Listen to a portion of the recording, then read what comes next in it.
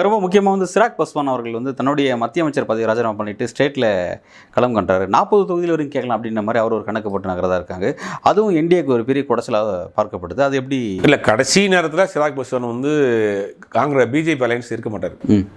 அவர் தனியாக நிற்பார், ஓட்டை பிரிப்பார். இது ஒவ்வொரு முறையும் தேர்தலில் பீகாரில் திட்டமிட்டே செய்கிறாங்க. மத்திய அமைச்சராக இருக்கிறவர் ஒரு ஸ்டேட் பாலிட்டிக்ஸ்க்கு வந்து நிப்பாட்டி வெளியே வந்து 40 சீட் கேட்குறேன்னு அந்த கட்சி ஒரு காலத்தில் பெரிய ராம்விலாஸ் பஸ்வானை பொறுத்த வரைக்கும் அங்கே ஒரு செல்வாக்கு மிக்க தலைவர் ஒரு காலத்தில் இருந்தார். அவருடைய மறைவுக்கு பிறகு இந்த கட்சி கொஞ்சம் கொஞ்சமாக சுருங்கி போச்சு. சுருங்கி போய் இப்போ என்ன பண்ணுறாருன்னா இவர் நிற்கிறார். இவர் போன முறை இதே வேலை தான் பண்ணாங்க. போன முறை தேர்தல் நெருங்குற நேரத்தில் மந்திரி சபையிலேருந்து ரிசைன் பண்ணார். இப்போ தனியாக நிற்கிறார். தனியாக 4.5% வாங்கினார். இப்போ அதே 40 தொகுதி கேட்பார், தரமாட்டான்னு சொல்லுவாங்க. கடைசி நேரத்தில் என்ன பண்ணால் தனியாக நிற்பார். அந்த ஓட்டை பிரிச்சுட்டார். அப்போ ஒய்சியை வைத்து இஸ்லாமியர் ஓட்டு, இவரை சிராக் பஸ்வானை வச்சு இந்த எஸ்சிஎஸ்டி ஓட்டு, இப்படி பிரிக்க ஓட்டுகளை செதடிக்கக்கூடிய வேலையை பண்ணுவாங்க.